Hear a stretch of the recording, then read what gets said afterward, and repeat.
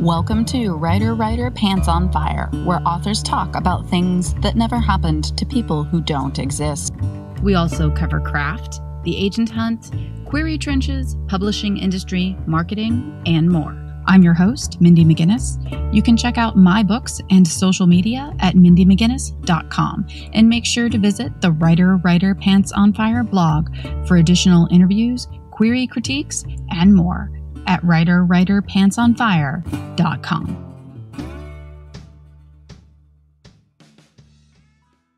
Whether you've written a novel, memoir, poetry, nonfiction, young adult, or children's book, you need a website to promote your work of art. PubSite is here to make that easy. PubSite allows every author, regardless of budget, to have a great-looking, professional website. This easy-to-use DIY website builder was developed specifically for books and authors. Whether you're an author of one book or 50, PubSite gives you the tools to build, design, and update your website pain-free. Build your website with a 14-day free trial, or hire PubSite to set up the website for you. Authors like Tom Clancy, Robin Cook, Janet Daly, and hundreds more use PubSite. Visit pubsite.com to get started today. That's pub-site.com. We're here with Kathryn Holmes, who has a lot of experience across different areas of the publishing world, including different genres, age groups, as well as co-authoring and soloing. So Kathryn is going to talk to us about all kinds of different stuff, but the first thing that I want to jump into is talking about writing across age groups, because specifically with what you write in between, which is YA and middle grade, if you are a writer, you're aware that those differences are pretty vast, but at the same time, as a reader, it might feel more subtle. So if you could talk a little bit about the writing differences between YA, middle grade, and then, of course, chapter books. I started out in YA and published 2 young adult novels in 2015 and 2016. And at that time, I thought I was a YA writer. And then, unfortunately, I couldn't sell another YA novel, which happens to a lot of us for various reasons. And so I was kind of throwing some things at the wall, trying different things. My agent encouraged me to try different things. And one of the things that she threw my way was an audition for a chapter book IP, a Write for Hire project. And I had never written for this age group. So chapter books are like 6 to 9-year-olds, 1st to 3rd grade, maybe 4th grade. And I'd never tried it, but I didn't have anything else on my docket at the time. So I gave it a try, and I didn't get that job, but I really liked it. I really liked trying to get into the head of like a 1st and 2nd grade audience. So I started working on my own, and that's what eventually came out was my Class Critters series. And there's 3 books of those out. And they're about a 2nd grade classroom where every kid turns into an animal for a day. The thing that I found about writing for that age group is, I mean, obviously the language is a little less sophisticated than it is in YA. And for me, I often found that in my first drafts, I would use language that was too sophisticated. And then as I went through the editorial process, a lot of times both myself and then my editor would be like, we can say this in a more simple, straightforward way. Let's just say it. But then also just thinking about the concerns of a 2nd grade character, a 7-year-old, versus the concerns of a teenager. For some reason, I really didn't have a lot of trouble getting into the head of the 2nd graders, like thinking about the things they're worried about, their friend dynamics, pleasing the authority figures in their life, their teachers and their parents, wanting to succeed and wanting to fit in their classroom and wanting to have fun. I feel like there were 2 kind of changes I had to make. I had to really think about the language and the vocabulary that I was using, and then getting into their heads. Now, it helps that I have a 5-year-old. So I spend a lot of time at the playground. I found myself really observing the young elementary schoolers as I was working on these and just watching them interact. What are the things that are causing conflict between them, or what are the ways that they resolve those conflicts? I have never attempted to write for a younger age group. I have written YA, and that is what I am published under. I have certainly considered writing adult, and I have a few manuscripts that are just like under the bed for adult, but I have never considered going lower simply because it's not that it doesn't interest me, but I do enjoy a little more complicated vocabulary. My humor is a little dark for one thing, but it's also very, very subtle. And I don't know if the things that I think are funny or the way that I present things would ever work in middle grade or in a chapter book. So I do know that the way to a child's heart is fart jokes. So it's like the thing about my series is that every book is told from the point of view of a different kid. It's 2 girls and 1 boy so far. And the boy book is obviously kind of sillier and jokier. So he turns into a dog. And there is a moment where I had him figure out how he was going to pee. Because what would a 7-year-old boy want to do when he turns into a dog? Lift his leg and pee on a bush. The 2 girl books are a little different. And I mean, one thing that I found, though, talking about different age groups, is that the things that I'm interested in, I think, remain the same no matter what age I'm writing for. Like, I'm interested in characters figuring out how they fit in, whether that's fitting into their friend group or their family unit or expectations that people have of them, the dynamics of feeling shy and wanting to put yourself out there versus the kids who are really obviously able to put themselves out there. And then what happens when they have a moment of crisis.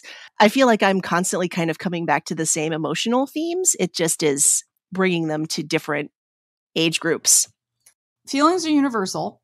And that is something that we tend to forget, and we tend to believe that we're a little bit more sophisticated as we get older. And while some of the thought processes might be, the core, the base, the emotions, and the experiences do tend to be essentially the same. You're talking about fitting in. The worst thing that can happen to a human being is rejection or exile. Those feelings and those themes, they really do continue through on to adulthood. It's just that maybe in adulthood, we're worried about divorce. Whereas in, kindergarten, we're just like, I really hope they let me sit with them at lunch. So my second YA novel, How It Feels to Fly, is about a girl who has anxiety and body image issues, and she has a negative voice in her head. And she kind of has to figure out as a teenager how to fight back against that voice that's cutting her down in her head. And I actually came back to that in the 3rd Class Critters book, but with a 7-year-old who gets a negative voice in her head telling her that she's not going to be able to do this thing that she wants to do and that she's not good enough.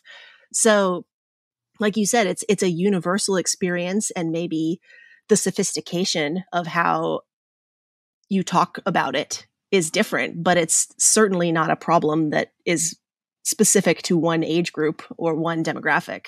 So yeah, it was really fun to dive back into that same issue, but think about it from how would you counsel a 2nd grader through this situation?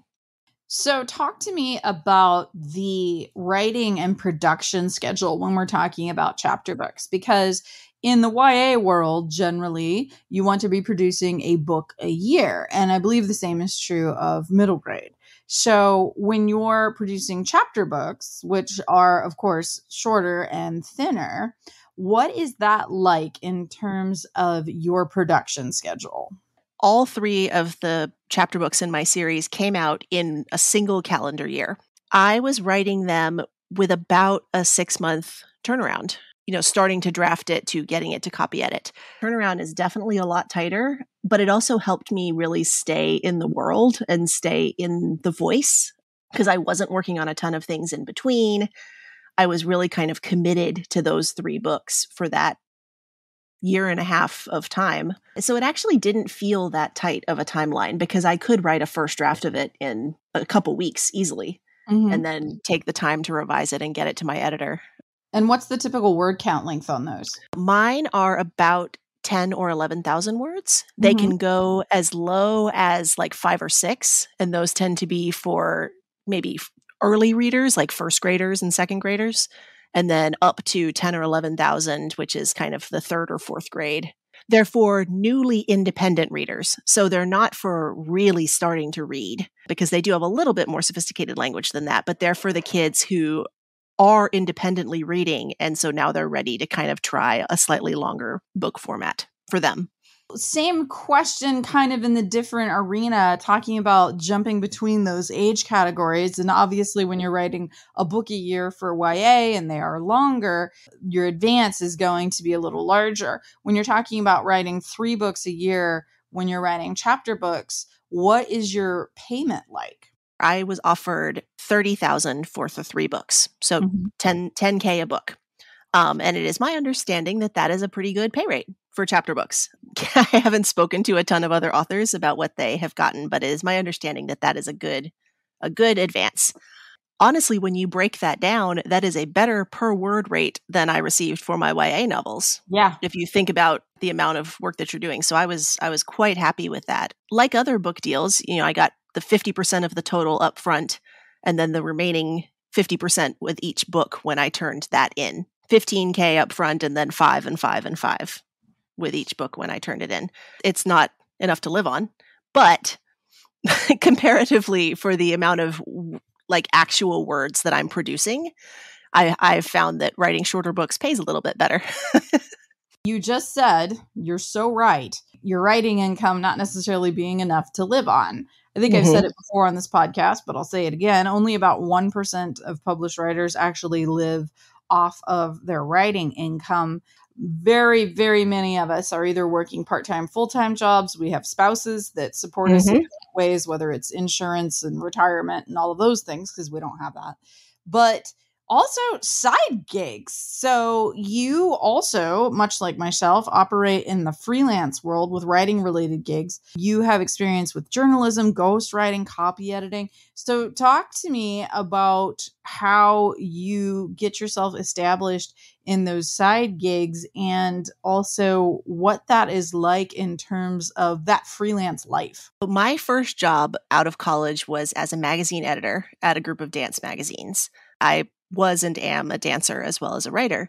And I did that for a couple years and then decided I wanted to go to grad school for fiction and get back into fiction writing, which I had left behind. But basically, when I left that job, I kept accepting journalism freelance assignments from them. And I am still doing that 15 years later, a piecemeal, article by article, couple $100 here, couple $100 there. But I enjoy doing it. And I have been doing it for long enough that I'm really immersed in that world. So that's one of my side gigs, is writing magazine articles about dance. I've done freelance copy editing. I've done ghostwriting. For that, I had created a Readsy profile. I'm sure some of your other guests have talked about Readsy, the online marketplace where you can advertise your writing and editing services. I have worked with self-published authors and helped them improve their drafts before publication, and got that through Readsy. I've done marketing copywriting. I basically, a few years ago, decided if someone will pay me to do something related to words, I will probably do it, as long as it does not keep me entirely from doing my own writing. You have to earn money, but you don't want to take on too many extra gigs that you can't actually do the thing that you want to be doing or the reason that you're doing it all. I should also state that I am very lucky to have a spouse in a full-time tech job, so I do not have to worry about insurance. I have a lean month or a lean year, let's say. Last year I had a lean year. Luckily, I have a spouse who has a full-time steady job, and so I am able to kind of cobble together the freelance lifestyle. It is rough. I also freelance. I do not have a spouse, so I don't have insurance or retirement or anything like that. I obviously release a YA novel once a year, and that is the majority of my income, but I also write underneath a pen name. I do offer editorial services, both under my own shingle, and then also I do operate under a different name in the nonfiction world, people with their book proposals. And of course, I also have this blog and podcast, and I do co-authoring with some friends. Right. You do have to say, yes, I need these side gigs in order to keep my head above water, but I also have to be careful that I am not interfering with my main bread and butter, which is my fiction. Specifically, when I was doing the marketing copywriting job, I had an hourly requirement per week. So at least I knew I had a baseline of money that was coming in, unlike articles, which are more kind of here and there money comes in as it comes in, the same way as published books.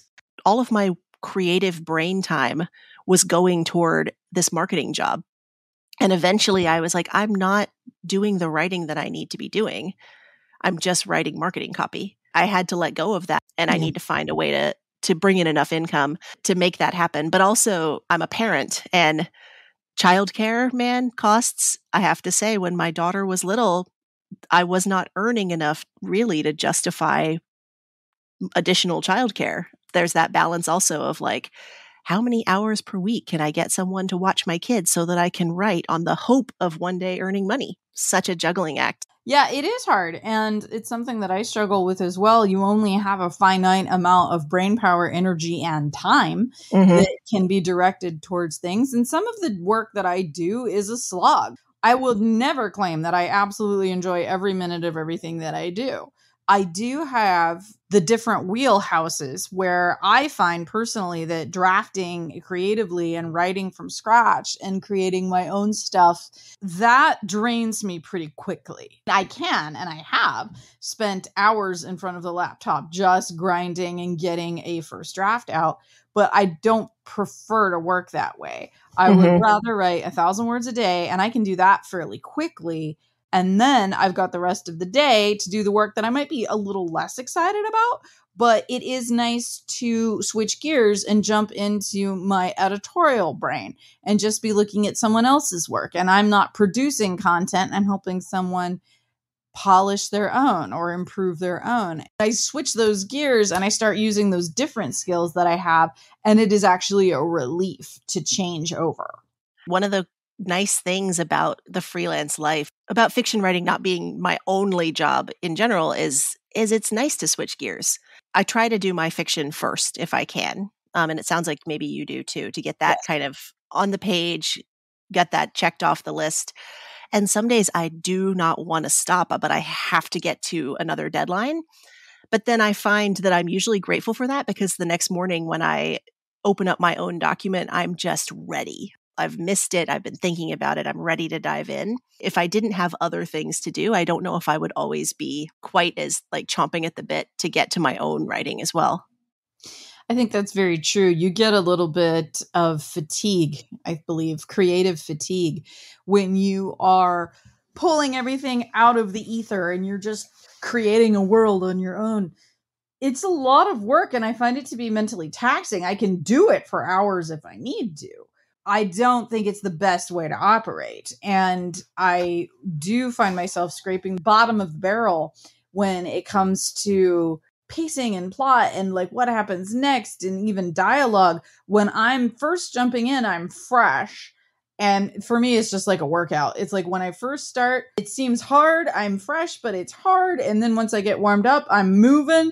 And then at the end, I'm like, okay, I don't have anything else left. Like I have given it all my all for this half an hour. And I can feel it almost physically taxing me when I'm writing. I know when it's time to quit because I am no longer producing my best stuff.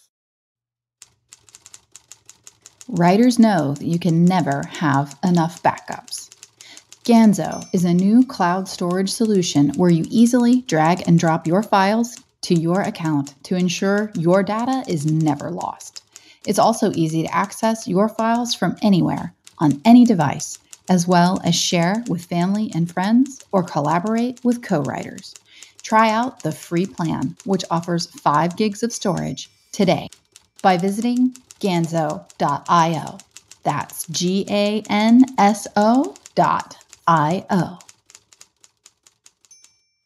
So talk to me about submission, the submission world, and submission slumps, because so many of the listeners I know are still struggling. They're still in the query trenches or out on submission, and that is a long, lonely journey. It is something that can take the heart out of you pretty quickly, and I know it's something that you have experience with. I am one of those people where my debut actually moved really quickly through the process. It wasn't the first book I ever wrote. It was the second. But I landed the first agent who read the manuscript, and she had minimal critiques for it. It went out on submission. The first editor who read it really liked it and ended up offering on it. And so it felt very smooth and very straightforward. And I was like, I have arrived. They bought my option book without too much fuss. And so I had, 1, 2, here we go. And I think it's pretty easy to feel in that instance that, okay, the hardest part is done. And spoiler alert, the hardest part was not done.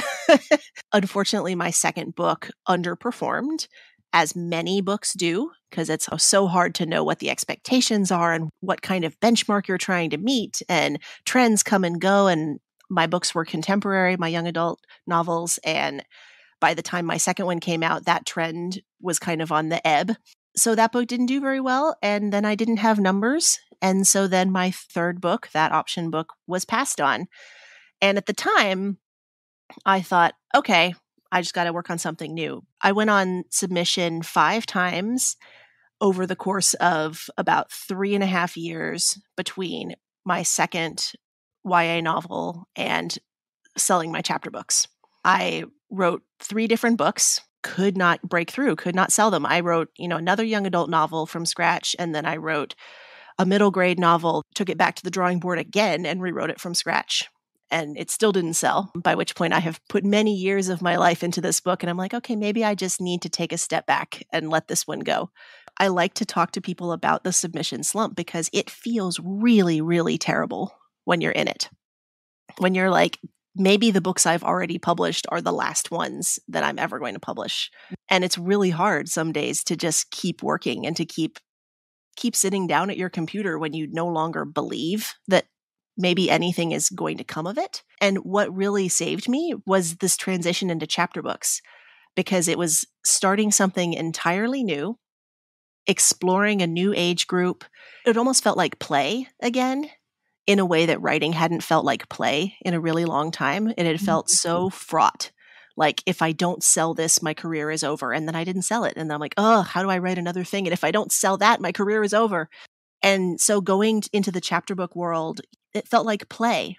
And I spent a while just playing with those ideas and kind of refining it. And it felt really exciting to be trying something new and getting feedback on it and making it better. And knowing also that my YA track record wouldn't matter as much when going out with a new age group. I like to talk to people about that because I've been there and I did get through to the other side, but also like the importance of finding the joy in it again, in whatever route that takes for you. The importance of finding play and a sense where it's not, where every word doesn't feel like you're dragging it out of yourself because it matters so very much. But like, maybe you can just play around with something. Maybe you can try something new. Maybe you can find a way to explore in a way you haven't explored before. And maybe that will be enough to kind of find you through to the other side. The joy can get zapped from you pretty quickly when you are now writing and being a creator for a living. That is something that I have found pretty early on, because at this point, the only book that I ever had written before it sold, you have to have a book that's finished. And when you're writing it, you really are doing it for yourself. You have goals, you have things that you want to accomplish with it, but you're just writing your book. That is very freeing. So I've been publishing for 10 years now. I think I have 12 books out.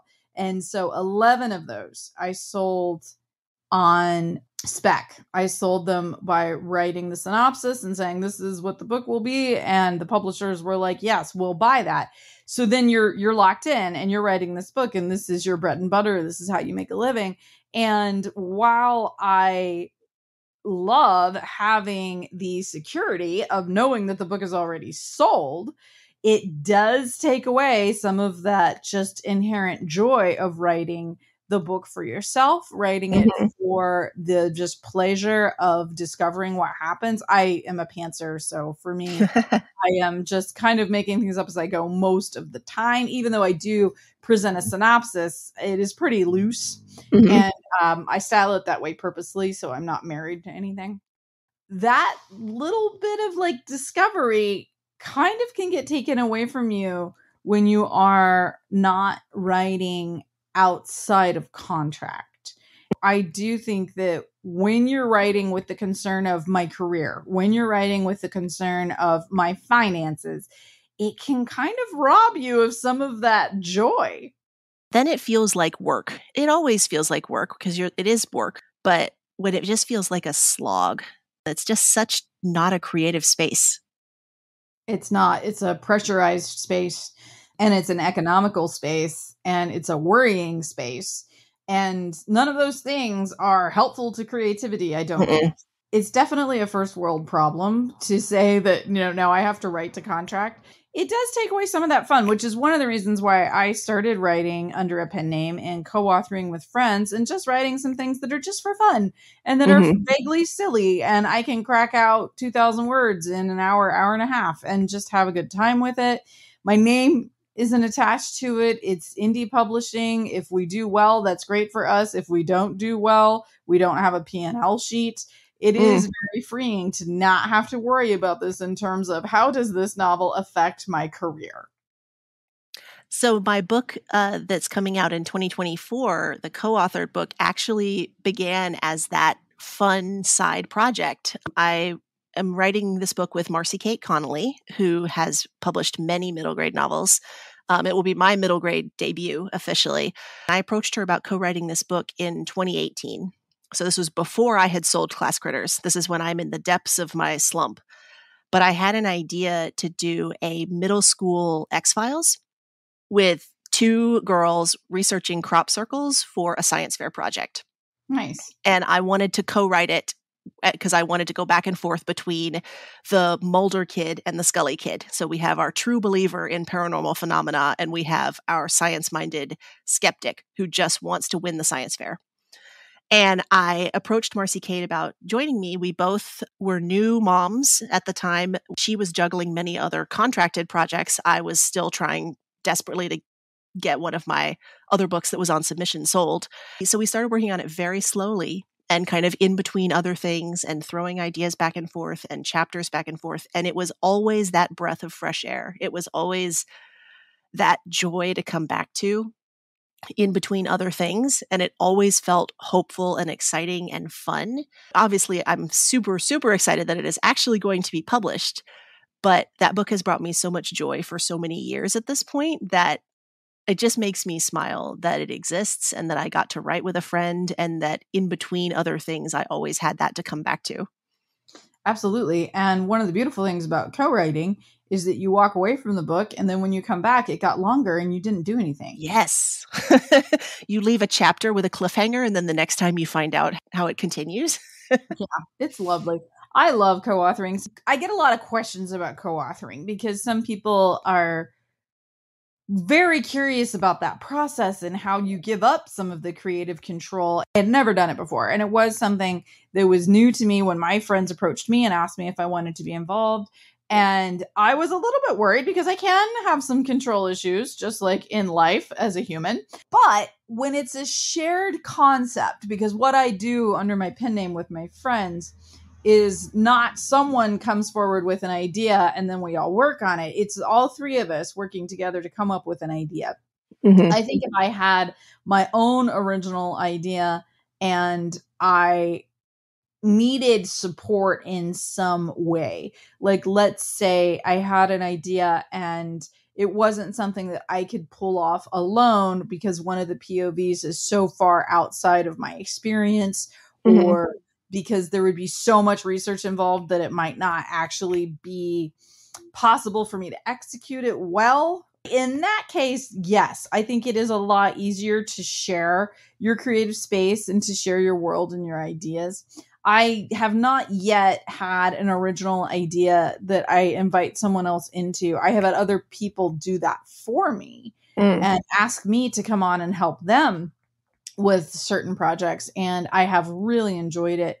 I do love the collaborative aspect. The key for me, I have found, and with my co-writing partners, there's multiple of them, is that you can't be precious about your words. You can't be convinced that the way that you did it is the right way and there isn't another way.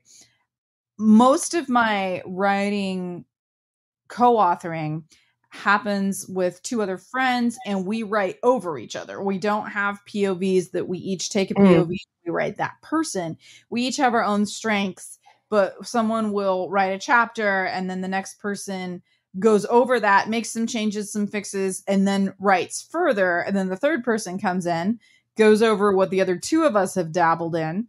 They make some changes. They go over what I wrote. And we're always, all of our fingers are in everything. So I have friends in real life that have read some of the stuff that's written under my pen name, which I don't share it generally, but there are some people that know. And they'll read something and they'll think it's really funny, or they'll really like a certain scene and they'll text me or email me and they'll be like, oh my gosh, this scene where this happened, I know that you wrote that. Like, there's no doubt in my mind that you wrote this piece of dialogue. I'll look at it and I'll be like, I don't know if I did or not. Like, I can't even remember. Because all three of us are so involved in every aspect of the text. So how do you and Marcy Kate approach it? Do you have split POVs where one of you writes each character, or do you both have your fingers in each of them? We each took one character. So Marcy Kate writes the Mulder girl, the believer in paranormal phenomena, and I write the Scully girl. And at the beginning, we really were just going back and forth from chapter to chapter. We came up with a general outline, a beat sheet. You know, we had some long brainstorming calls, and then we just kind of tossed it back and forth to one another. And we only really dipped into the other's chapters, either when like she would write a line of dialogue for my character that I'd be like, that doesn't sound like her, or vice versa. And then through the editorial process, it got more and more merged. Because we were really conscious of wanting the two girls to have distinct voices. Because if you're going to alternate chapters, they have to have distinct voices. Through the editorial process, and the longer we worked with each other, the more confident and comfortable we both got dipping in and out of each other's chapters and really making notes. We used track changes and comments a lot. Oh, what would you think about changing this to this? Or do we really need this paragraph? We just turned in the book to copy edits. And so we are just beginning to draft out our proposal and some early chapters for what we hope will be the second book in the series, because we envision our two girls investigating a lot of paranormal phenomena. Now I'm finding that even though we're still alternating, we're already a lot more comfortable going into each other's chapters than we were when we started book one. We're starting at a slightly ahead of the curve place as compared to when we were starting to draft the first book, which is good because hopefully this second book won't take 5 years to draft. Yeah, you learn those skills. You learn how to work together, and it changes according to who your writing partner is as well. So I have another person that I write with that hopefully will be able to bring our stuff into the published world at some point, and we write adult stuff together. And he writes the male character, and I write the female character, and we don't cross over, and we don't intercede with each other's chapters. So it can change according to who you're working with. And you have to get to know the person. I knew Marcy Kate socially because we debuted in the same year, and I knew we got along, and I knew I liked her writing and she liked my writing. But, you know, working together is an experiment, and you figure it out a little bit as you go. Last thing, why don't you let listeners know where they can find your books and where they can find you online? So my website is kathrynholmes.com, KATHRYNHOLMES.com. And I'm most active on Instagram. It's Kathryn_Holmes. It's the same on Twitter. And yeah, my next book will be The 13th Circle with Marcy Kate Connolly.